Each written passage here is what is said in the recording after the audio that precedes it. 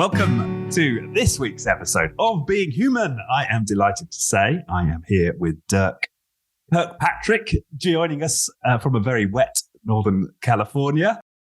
Doug is the author of this book, Beyond, I'm going to focus there, maybe not, Beyond Empowerment, the age of the self-managed organization. He's a founder of D'Artagnan Advisors and a co-founder of Vibrancy. One of his current clients is the Morningstar Self-Management Institute. For those who heard episode 232 with Paul Green Jr., he was on the show. So it's great to have another view on that extraordinary organization. Doug, welcome to the show. Thank you, Richard. It's a pleasure to be here with you. Good to see you this morning. It's fantastic to see you.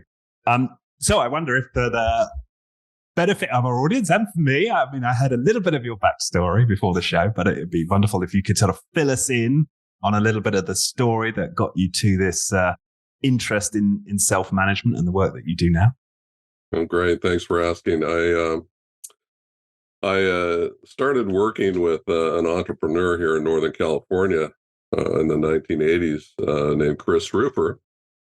And Chris was the founder of a high-tech food manufacturing operation here in Northern California in the early 1980s.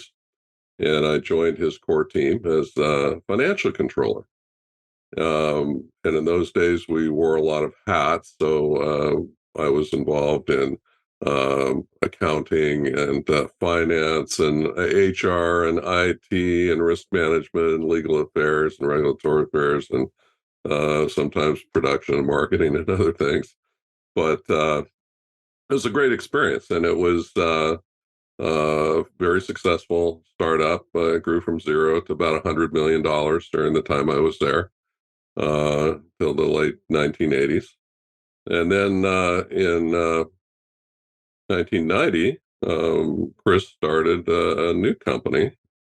That company was called Morningstar. And so I joined his core team at that startup, fulfilling much the same functions as the prior company, financial controller, etc. I joined the company in February of 1990 as he was starting construction on the first Morningstar factory. And so we were working this core team of 24 people, mostly engineers and mechanics, electricians. We're working quite long hours, 100-hour weeks, trying to get this factory up and running before July. And so it was quite dynamic, stressful environment.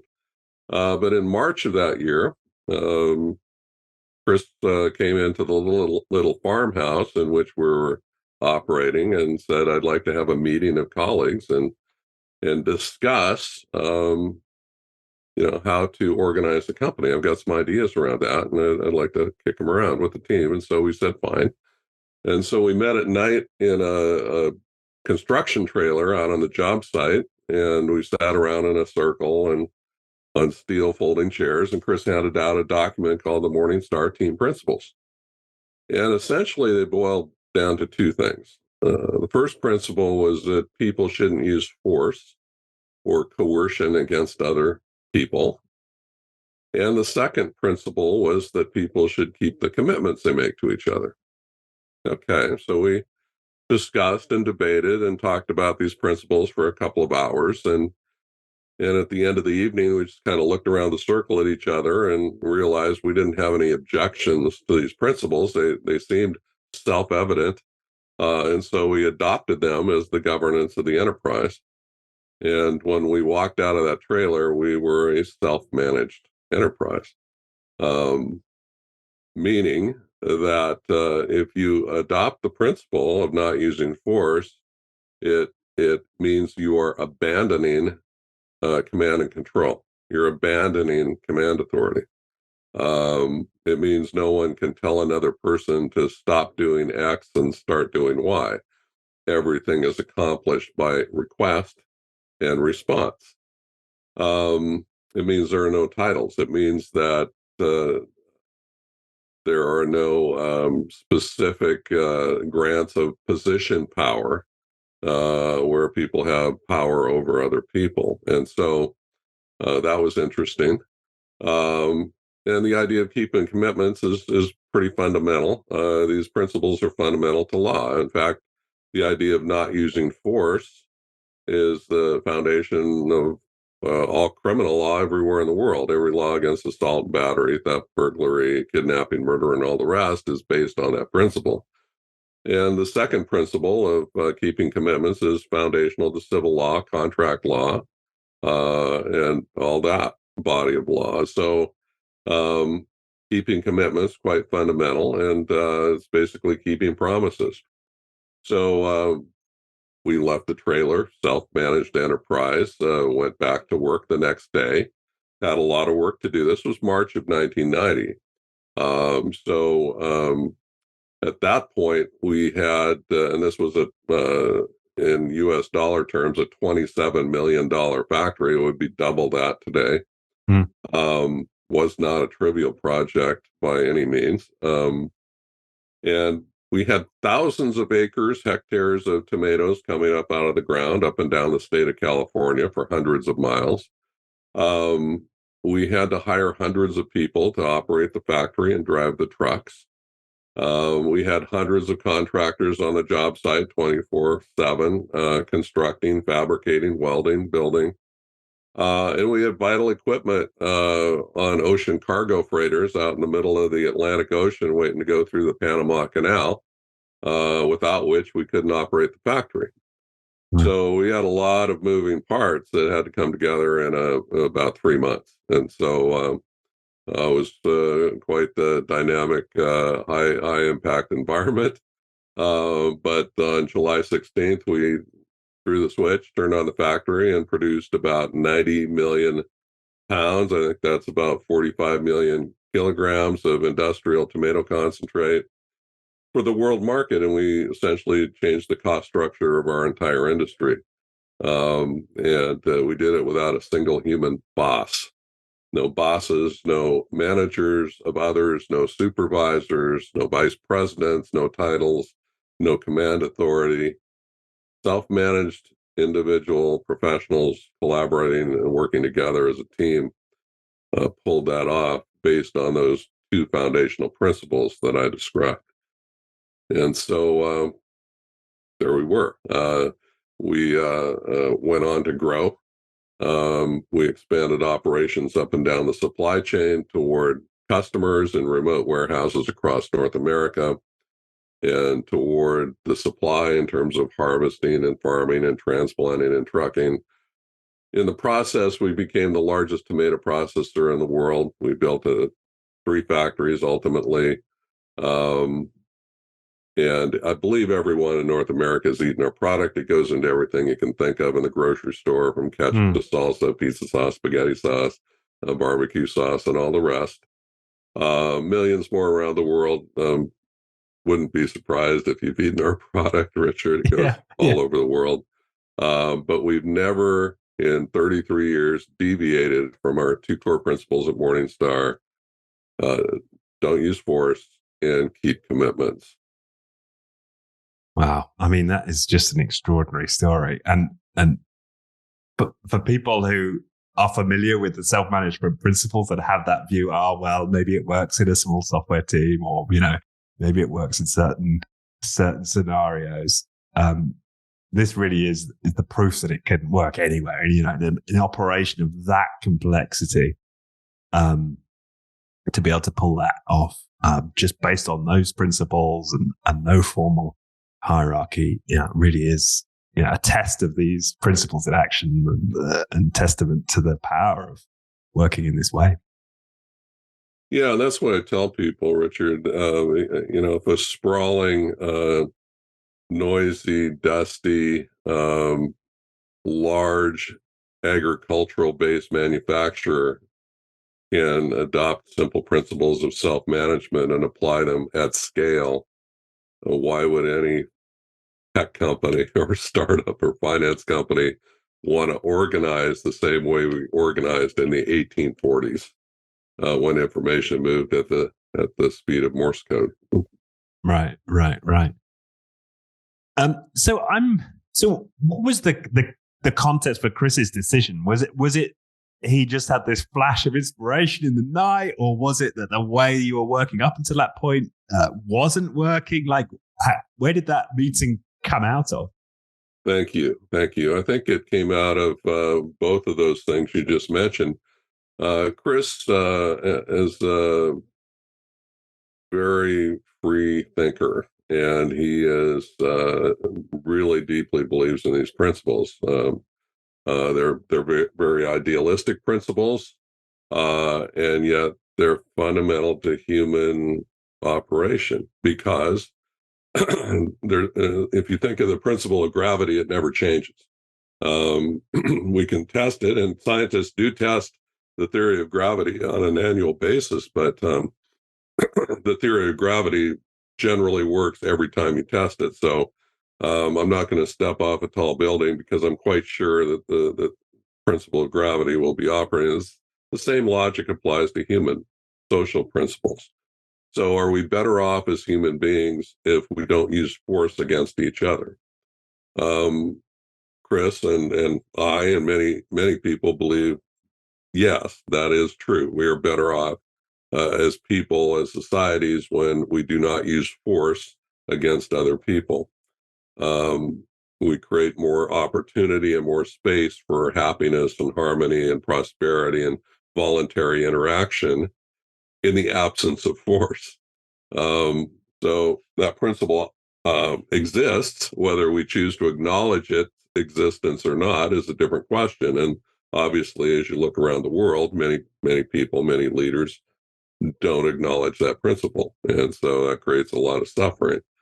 The idea of keeping commitments, keeping promises, is also quite fundamental. If we imagine a world where everyone did everything they said they were going to do, that would be an amazing world. Yeah.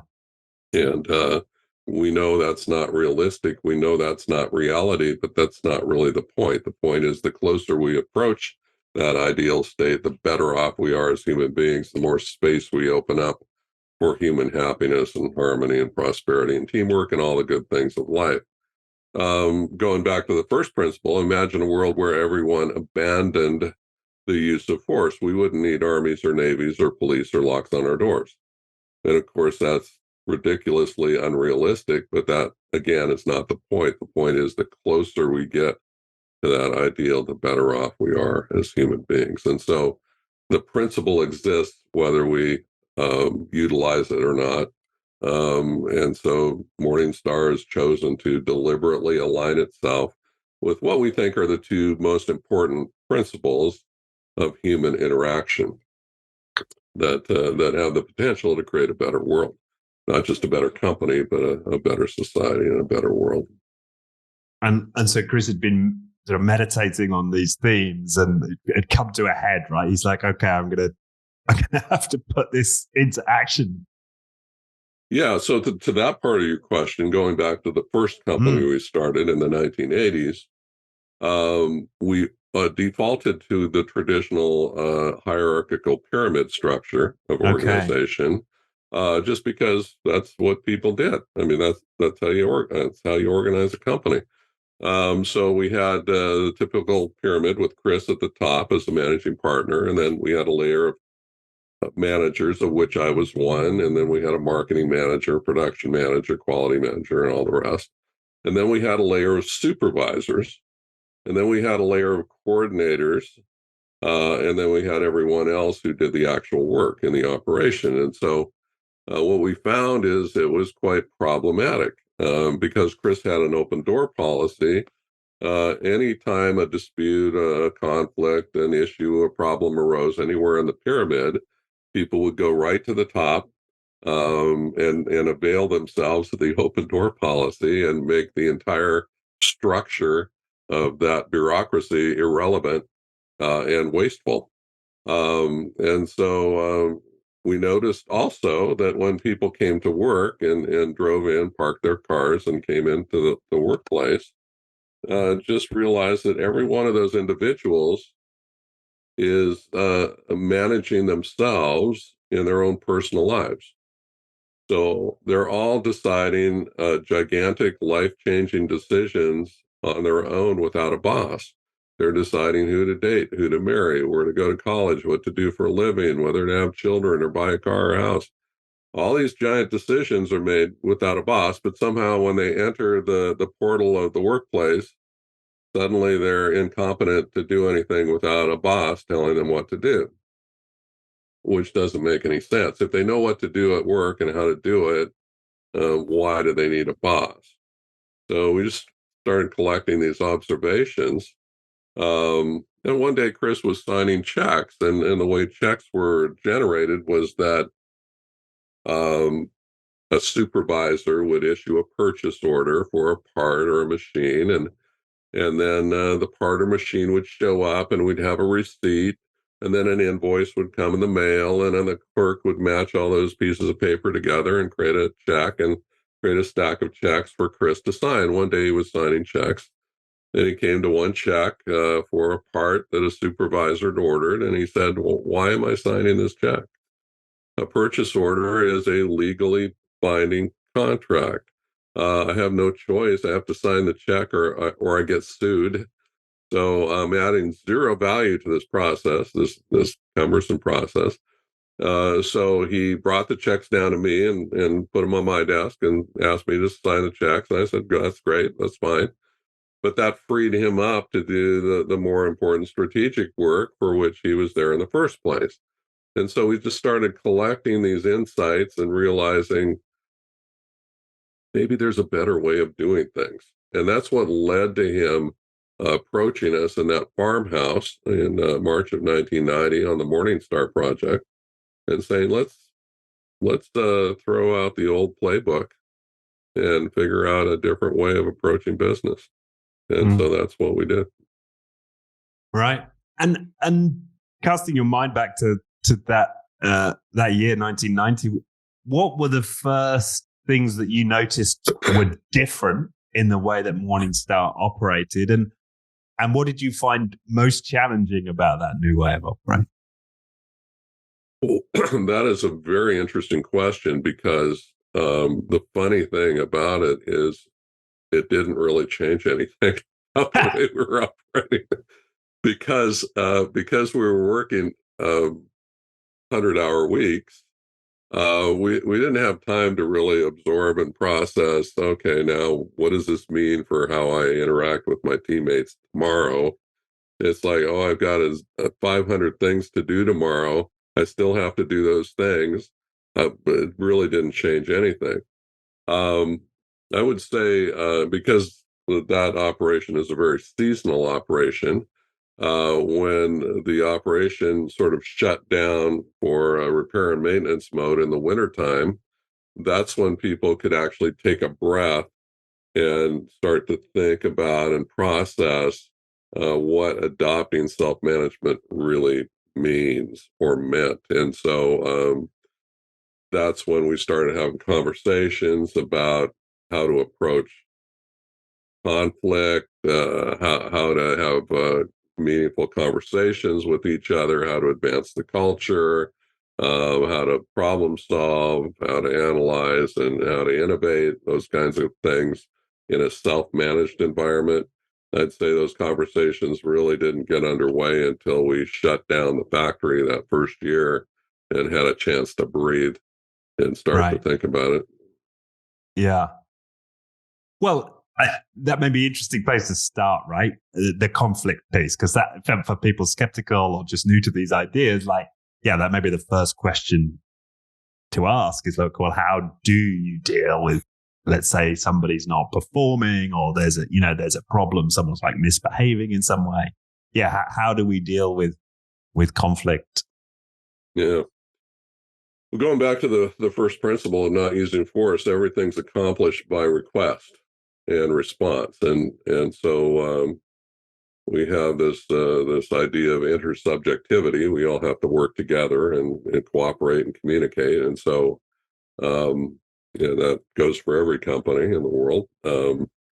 So if we detect an issue, and everyone has an equal voice and an equal right to speak, everyone's voice is valued.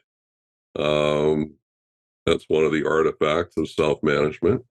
Anyone that detects an issue in the environment, the work environment, um, has an obligation to speak up and address it. And so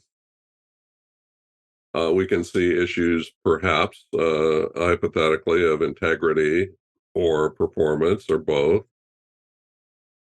And we can ask another person for change.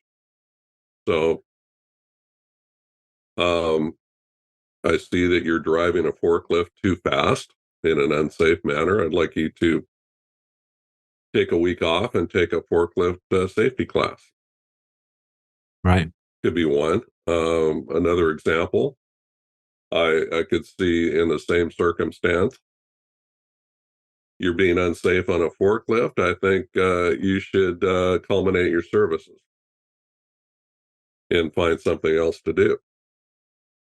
So from that perspective, anyone can ask anything of anyone else in the workplace. Person has an obligation to respond. Sometimes people agree. Right. Sometimes people are asked to culminate their services and they agree. Right. And walk away. But they may not agree, and that's fine. And so in that case, we have a process, a stepwise process, where a person can bring in a third-party mediator if the parties don't agree. And the job of that third-party mediator, it could be any other colleague, is just to listen to both sides and offer their best advice. So if that step occurs, and the person of whom the request is made still doesn't agree, then the parties can progress to a group of mediators called a panel of mediators. Their job is identical to that of the first mediator, just to listen to both sides and offer their best advice. And so if they agree, fine, they're done. If they negotiate some third option that neither had thought of before, that's fine, they're done. But if they still fundamentally disagree, then the parties have already agreed in advance by virtue of working there and subscribing to this process that they will document their difference in writing and submit it to the president of the company for a final binding decision, uh, as would be done by an arbitrator. So this process called gaining agreement is thousands of years old. Very fundamental. It's capable of resolving any conceivable difference of opinion between any two colleagues anywhere in the enterprise at any time, if it's followed. And it's used. Everyone has an obligation to address issues directly one-to-one on a regular basis. Those conversations occur thousands of times a year. Probably hundreds of times a day during the workday. Occasionally it goes to a third party mediator. Rarely it goes to a panel discussion, and even more rarely it goes to the president. And that may be a handful of times a year, because people have a deep, abiding interest in resolving issues on their own directly with their fellow colleagues. And the term du jour I hear in the HR world is organizational adulting, basically treating people like adults in the workplace. And so this is perhaps the highest form of organizational adulting. It's you're all adults, work it out. And if you can't, here's a process, but we expect you to work it out as much as you can. Yeah, that's interesting. We often hear that adult to adult culture, but it's still often employed within a hierarchy where people have got this boss, relationship, which is sort of fundamentally unadult, right? Well, adult we to learn it adult. we learn it at an early age. We all grow up in families, and parents are the boss, and go to school, a teacher's the boss, and we go to college, the professor's the boss, and work, we have bosses, and military, we have bosses. So we're marinated in bossism throughout our entire lives. Bossism. I love So then that. we enter a workplace that's self-managed. That can be a little stressful for people. Right. Well, talking about that, then, what did you personally find, if at all, challenging about that shift? Let's take it on the conflict resolution side, or if there were other aspects that you found personally stressful or perhaps challenging to adapt to. Well, it's it was interesting. Some people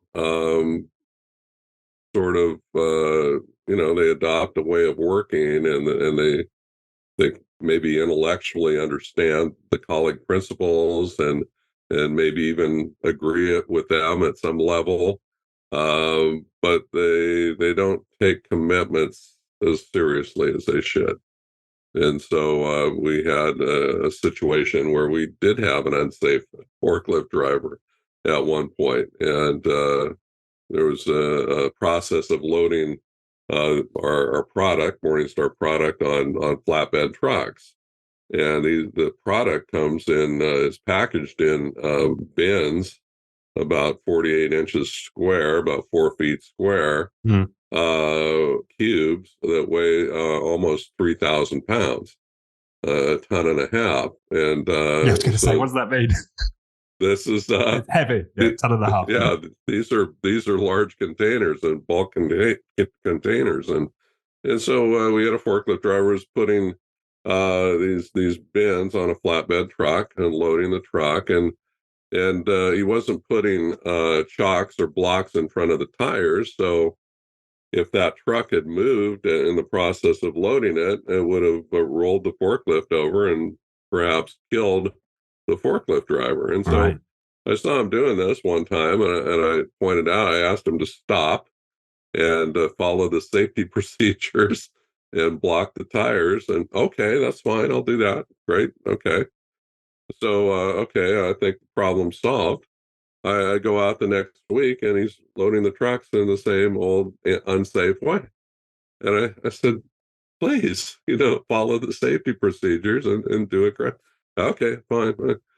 So the next week, or maybe it was a couple of weeks later, I go out there, and he had not done it properly again, and he'd rolled over the forklift and was lucky to be alive. And at that point, it's like you just kind of throw your hands up in the air and go, "Oh my gosh! I mean, are we not a learning organization? What is happening here that you can't keep commitments to follow simple safety procedures?" And so sometimes we found ourselves in situations where we think a problem solved through direct communication and response, and then we find out, no, it really didn't get solved, and we destroyed a $60,000 forklift. So, those kinds of challenges were I would say frustrating. And eventually they resolve themselves. So those people either leave or they quit or they get asked to leave. But And did those you kind have of to ask him to situations. leave? Was that your next move? Actually, it was so long ago, I can't remember exactly how it resolved. But I just remember that forklift laying on its side on the ground, and him Yeah. walking around with bruises for the next couple of weeks. Right. Right. Well, maybe that was enough Yeah. to solidify his commitment. Yeah. Yeah. But I would say that. I would say the other challenge is people remaining reserved and feeling unfree to speak up and address issues directly. That is a challenge. I think important conversations are not engaged in because of our natural human reticence Yeah. to address issues and give productive, constructive feedback to our fellow coworkers.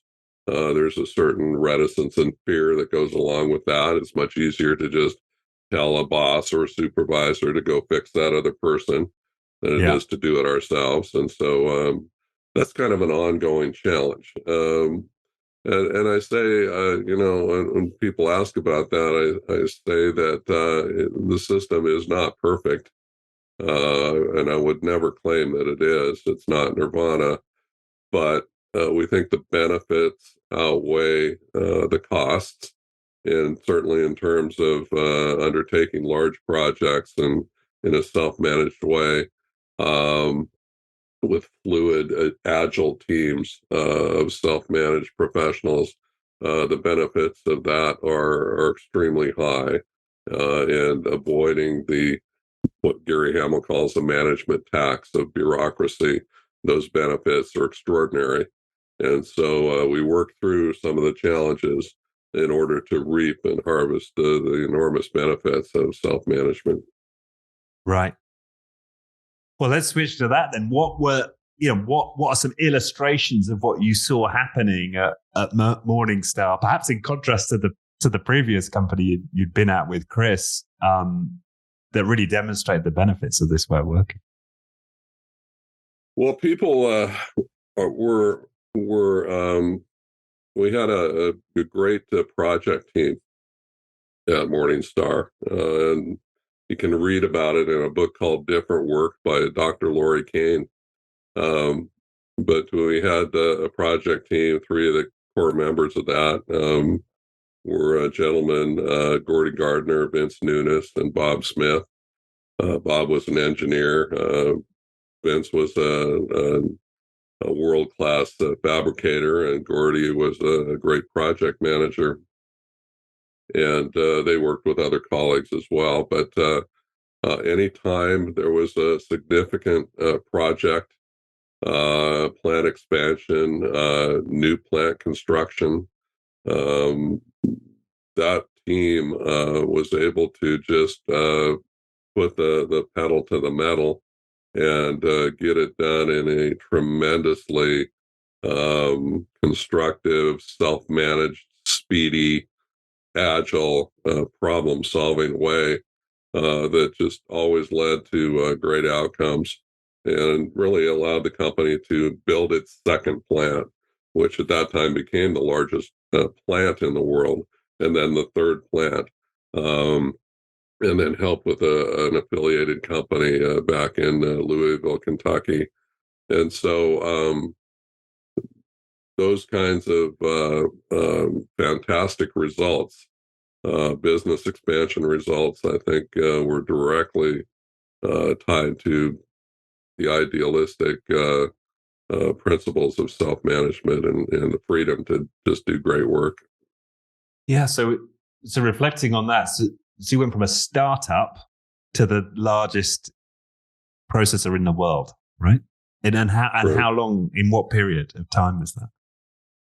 Well, to the largest in the world, 10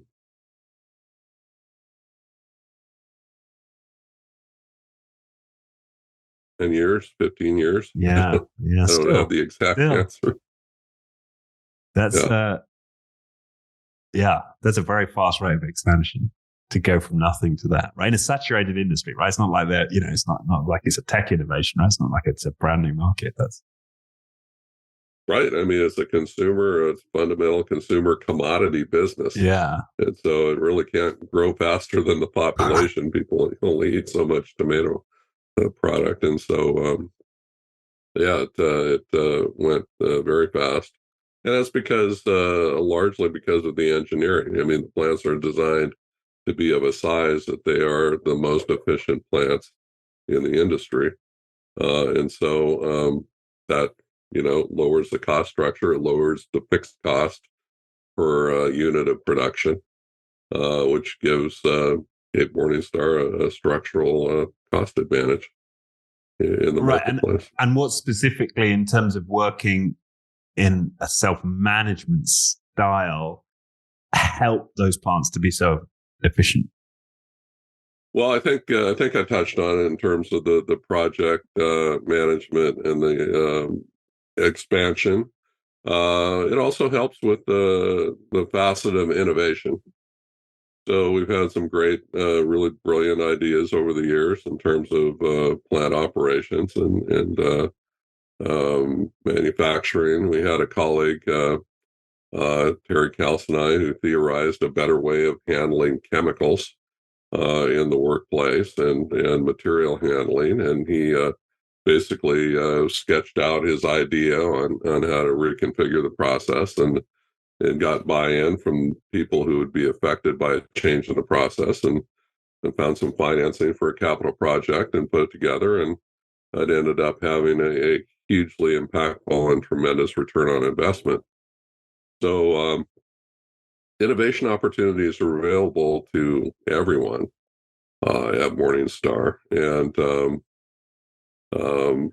we have a kind of a fictional, apocryphal story of a fictional tomato sorter, minimum wage sorter named Susie Sorter. And if Susie can theorize some technological breakthrough that improves the rate of sorting, then and she can sell it to the people who would be affected and find some financing and some backing for her idea. And she's free to start her own company and become the CEO of her own company. Those kinds of opportunities are available to everyone. If we look around the country outside of Morningstar, there's a gentleman, Richard Montañez at Frito-Lay, who had an idea. He was a janitor, basically a custodian, but he had an idea for spicy hot Cheetos. And he got a meeting with the president of the company and sold his idea. And now it's a multi-billion-dollar business, as I understand. So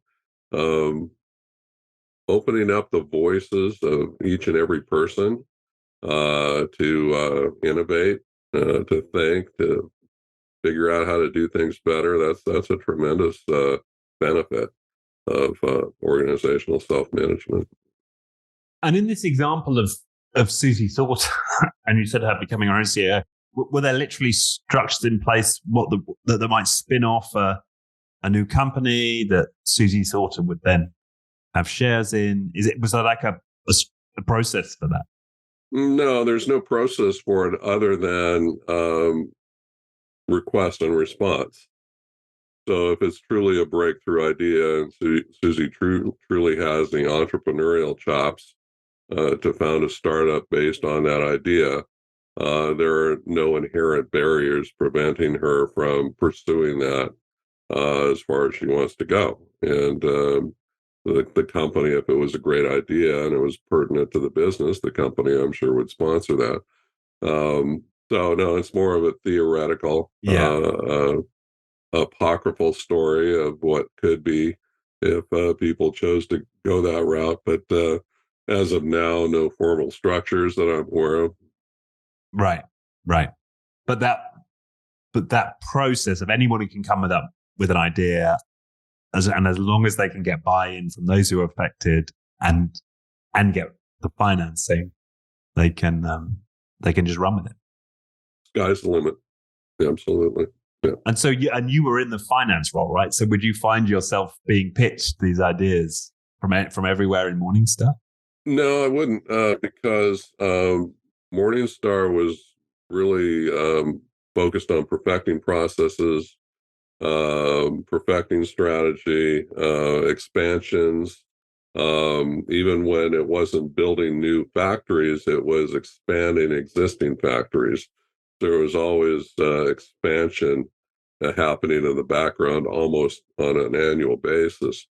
And then just the repair and maintenance expense of a plant that runs 24 hours a day, 7 days a week in a heavy manufacturing environment, those expenses are very high and required a lot of close scrutiny and management. So there was plenty to do. People didn't have a lot of time to, necessarily come up with breakthrough new ideas for pitching financing. Right. The main focus was on expansion. using existing processes, right? Exactly. Yeah, no, that makes sense. That makes sense. Um, so the early part of that sort of phase of your career was Morningstar. And when did you leave Morningstar? I left my full-time role in 2003, and I became a consultant at that time. I'd been in the industry at that point for about 22 years straight. And Right. it's in the industry, you really don't get summers off. You just have to wave goodbye to summer and get into full-time work mode. I had two young daughters at that time, and I wanted to spend more time with them and have a little more variety in terms of my engagements and my energy. So, 2003, went on my own and have been doing that ever since. Right. And that was taking these principles into other organizations. Was that? Yes, yes. Yeah. It's really three prongs. One is speaking, one is writing, and one is consulting. And so they all blend together, which is great. And so I've got a couple of books, the one you held up, plus the No Limits Enterprise, involved in a number of collectives and groups, and do a number of speaking engagements. Was doing those internationally until COVID hit. Now more domestically, and consulting with companies, helping advise them. Sometimes it's more in the nature of local optimization. How can we make things better or get approach self-management perhaps without going completely into self-management. But there are companies in the world that, including some large companies, that are interested in a complete transformation from Yeah. command and control to a self-managed environment, and so engage with those as well. Interesting. And I suppose a common question is going to be, for people who are perhaps leading departments or teams within organizations, and they hear these principles and see that their overall structure of the organization is bureaucratic, is command and control. And so then the question might be, well, what can I do in my team? Where do you sort of start people off when they're constrained by the broader culture? Right. So you're going to start somewhere.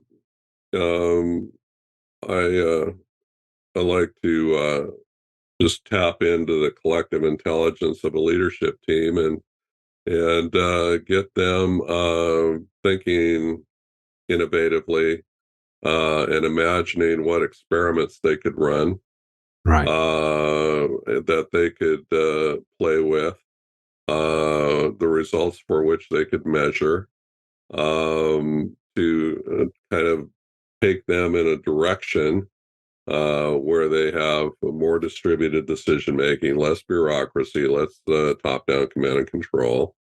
What kind of experiments could you run? Yeah. And we can run a workshop, for example, and crowdsource the best thinking of a leadership team, um, to really come up with some experiments for which different leaders in that team can take ownership, measure the results, feed the ones that work, kill the ones that don't work, and iterate their way toward better ways of working. Um, I don't believe there's a recipe or a checklist or a definitive trajectory toward transforming into a self-managed enterprise. Every culture is different, and culture is a key word, because that's the shared mindset of the people inside the organization. So honoring the uniqueness of an organizational culture, respecting the voices of the leaders in that organization, having them come up with their own experiments, Yeah. and then having them own their own experiments, having perhaps a CEO invite the leaders into that process with a keynote so that there's ownership from the very top of the organization. I think those are the kinds of approaches that make sense, and how to get started. Um, and we can also share tooling. I've got a self-management canvas on my website that's Creative Commons, downloadable. Okay. Anybody can take advantage of it. It's a canvas that kind of allows individuals to identify their purpose, the what of their work, the management aspects of the work, because management is nothing more than planning, organizing, controlling, selecting, and coordinating, which we all do in our own lives.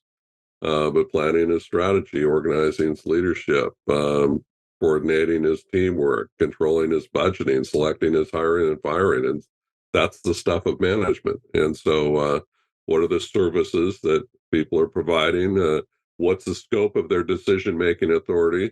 To whom do they need to relate on a regular basis in the workplace? How do they like to work? And communicate, where and when do they work, those kinds of things are all addressed in this canvas. It's an artifact that allows people to forge agreements with each other, because at Morningstar, we've replaced bureaucracy with contracts between peers. And so it's about being explicit, gaining clarity, gaining transparency, and gaining accountability. And why wouldn't any company want that? Even if it's a hierarchical company, wouldn't you want that in your company? Right. So this canvas is kind of universal. You can use it anywhere in any kind of company. Maybe you can use it in a workshop to start to forge agreements by and between peers, and or even between subordinates and bosses in a hierarchy, and figure out exactly how you want to work together. Right. Yeah. And and and where that's most successful in terms of the work that you do with teams within organizations, do you notice anything about the leaders in those organizations, or the people you're interacting? Is there a particular set of values or mindsets that really adopt this well, and there are those that do less well? Have you not spotted any patterns?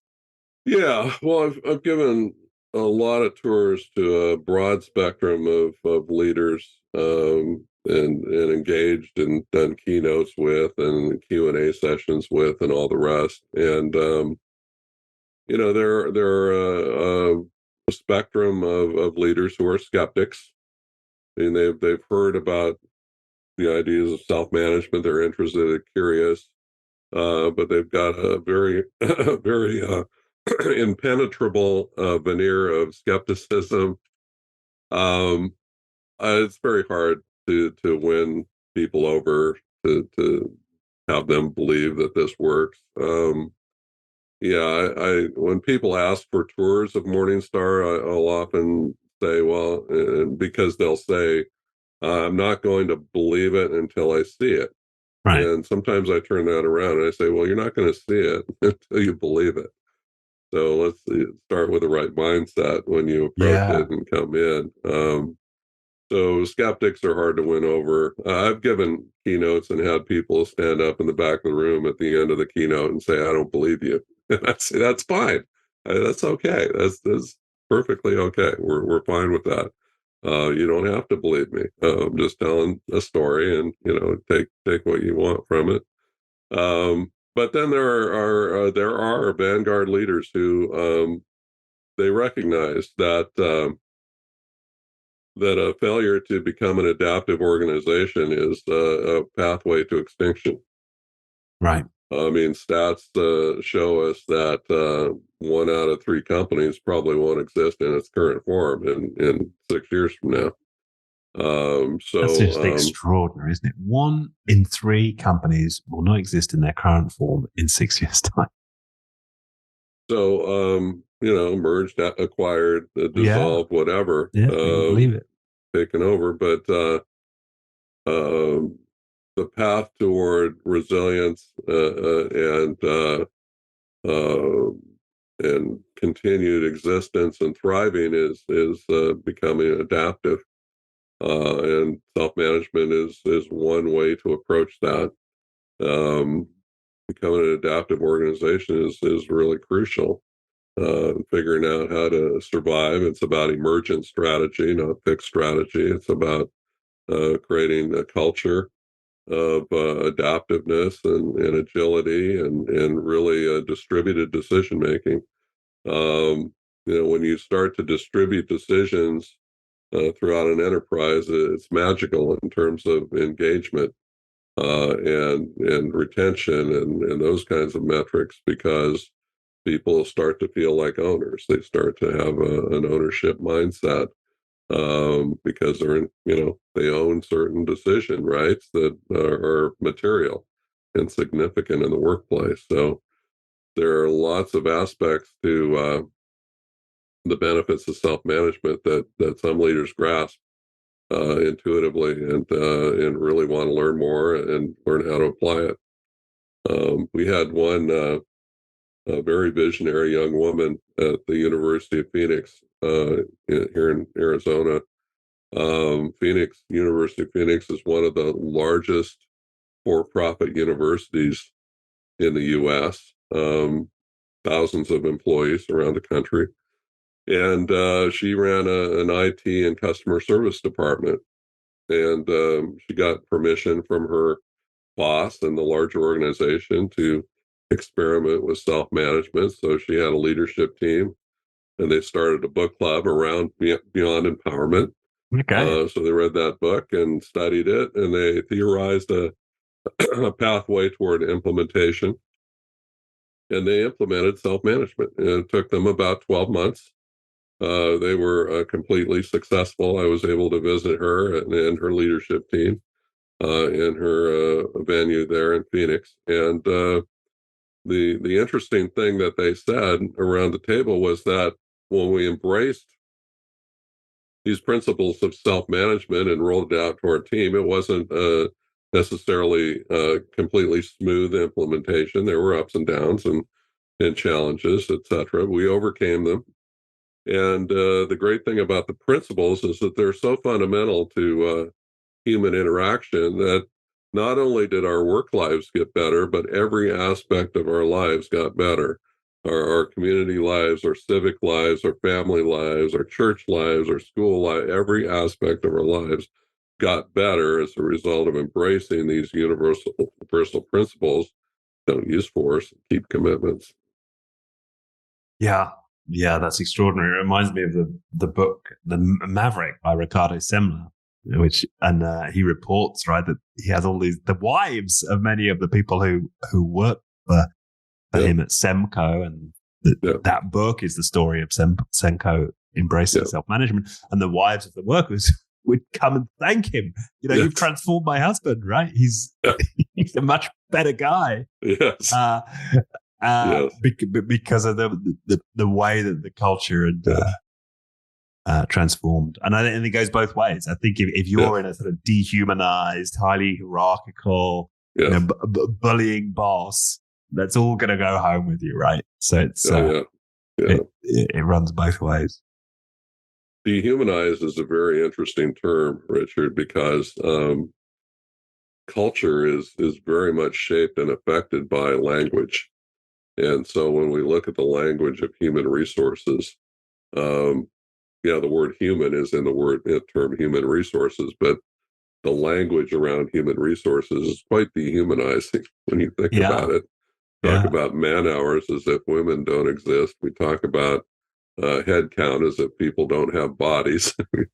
The term employee, dictionary.com says that means somebody who works for another person for pay, which I doubt would be very inspiring to Generation Z person in the workplace. So it's quite dispiriting. The language we use around the whole human resources function really needs to change. Yeah, I agree with that. In fact, I got irked by some emails I saw today describing me as a resource. Yeah. Who are you calling a resource? Right. Right. Yeah. You're a Yeah. human being, as Henry Mintzberg said. Yeah. No, that's very true. And I do wonder, what's your take on this? There seems to be, I know there's been a few outspoken comments in the US press about where are all the go-getters, right? There seems to be this complaint right now in sort of corporate management circles that there are no go-getters in companies. What's your response to that? Well, I think it sounds like it's relating to that concept of quiet quitting that's Yeah, been so that's right. prevalent Yeah. lately. Yeah, that certainly occurs. But there's a flip side of that, and that's the concept of quiet firing. So some bosses are just saying, well, you don't seem to be much of a go-getter, so I'm just going to kind of ignore you until you quit, or I have to let you go. Um, yeah, it's not an ethical, good long-term strategy, I don't think, for an individual. If you truly don't believe in your organization or the mission or your role in it or why you're there or what your purpose is, um, people really need to consider the ethics of that and whether it's even ethical to remain. It's Mm. interesting what Elon Musk did at Twitter with his opt-in email. Basically declared that the new Twitter 2.0 was going to be hardcore, and they gave people a button to click if they wished to opt in, and if they didn't, that was fine. It was completely their choice. If people chose to opt in, they kind of gave up their right to complain at that point. It's like, okay, I'm saying that I'm agreeing with this new vision for Twitter and aligning myself with that. Um, yeah, that was a very interesting strategy to kind of eliminate that quiet quitting mentality, at least in that organization. Yeah. And part of the reason for the question was I wonder when I reflect on that, that where are all the go-getters? To what extent is that because this new generation is perhaps more demanding, right, of the work culture they're going to enter into, and have higher expectations of being treated like an adult, of being given autonomy in the workplace? Like, is it that, or is it just a symptom of a wider societal malaise that people don't have motivation, or is it because we're just not, many companies are not creating cultures that meet the expectations of their employees today? Yeah, I think it's all of the above. And to what degree, what percentage, I Yeah. don't know, but all those things I'm sure pertain in different workplaces, and when different generational attitudes are studied toward work, we do see differences in the different generations. And the young people want to have a voice. They Right. absolutely do. And that is a hard reality, and leaders and organizations have to recognize reality. I spent a lot of time teaching the principles of leadership from my dear friend Dr. Peter Kestenbaum, who's written a number of books, and along with Peter Block, and also on his own. And he's got a very simple concept of leadership that we share extensively at Morningstar and elsewhere. It starts with courage, but juxtaposed to courage is the idea of ethics, which is caring, kindness, compassion, support, nurturing, and empathy, but it's also right and wrong. Yeah. So balancing courage and channeling your anxiety into courage, balanced with ethics, but then the other part is reality. And you have to recognize the reality. You have to understand the terrain on which you're standing, and what the constraints are, what the opportunities are, what the attitudes are of the different generations, among other things, and be crystal clear about that. And people that don't understand those realities, they're probably one of those 1 in 3 companies that are headed for extinction. Right. Yeah. Yeah, that seems to be coming through. That concept of courage in this conversation. It took courage for you to confront the forklift driver. Hey, why aren't you using this safety? You've talked a lot about one of the requirements of being effective in a self-managed culture is that ability to to speak up and to challenge and make requests of others. And so it makes sense to me that that's a really important part of leadership, especially in this context, right? You want people who are going to display courage in order for self-management to be most effective. Yeah, that's Aristotle said that's the starting point of anxiety is the starting point of or the gasoline, the fuel for courage. And courage is the starting point of leadership because it's the leadership attribute that makes all other leadership attributes possible. Okay. So that's where we start. You absolutely need that to make progress in the world. Right. And that you're right. That link with anxiety, right? The next step is the one that takes courage, right? It's to acknowledge I feel anxious, right? I mean, these link together, right? Having some self-empathy, some self-read of your own biosignals, your own feelings. Yes. And then transmuting that into a courageous act. Yes. And then the balancing attribute of reality is having a vision. So reality is your current state. Vision is your desired future state. And it's a state into which leaders can invite people to follow them on a journey toward that desired future state. And in self-management, leadership is invitational. It's not imposed because there's no command and control authority. So it's all about inviting people into a future. Yeah, Susie Sauter's got to invite people into the new process. Exactly.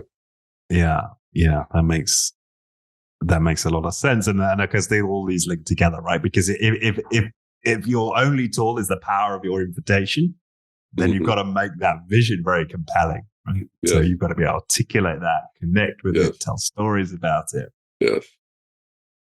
Yeah, and that applies to everything in a self-managed workplace. That could apply to implementing a new accounting system or, changing a motor or whatever you want to change in the workplace, all based on invitation.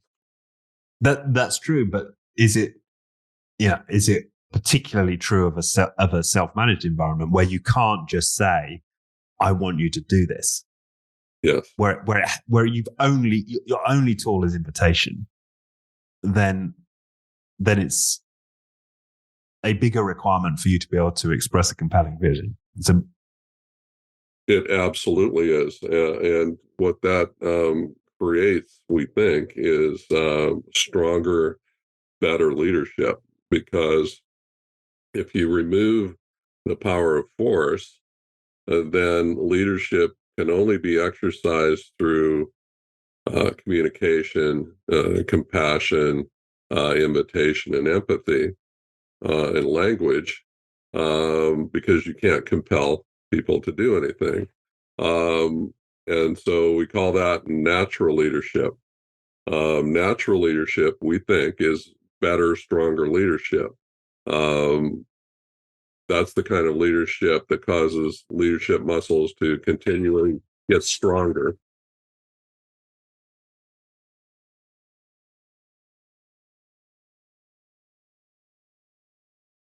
Apologies for my phone going off in the middle. Leadership muscles get stronger through the exercise of natural leadership and invitational leadership. If leaders can just tell people what to do, and with the expectation that their commands will be obeyed, that's not really leadership. That's just telling people what to do. And we think that type of leadership causes leadership muscles to atrophy and get weaker. So one of the benefits of self-management is the creation of stronger, better leaders through natural leadership. Yeah. And that brings to mind a conversation I had with one of the founders of 10 Pines, who are an Argentinian software firm who run purely on self-management. And I asked him, what's your what's your approach to leadership development? He said, well, we don't have one. We don't, because the culture itself is constantly breeding leaders. And he didn't even want to use the word leader. He uses the term citizens, right? We're developing strong citizens who are inherently invoking leadership qualities just in their day-to-day interactions with others. Mm-hmm. Great example.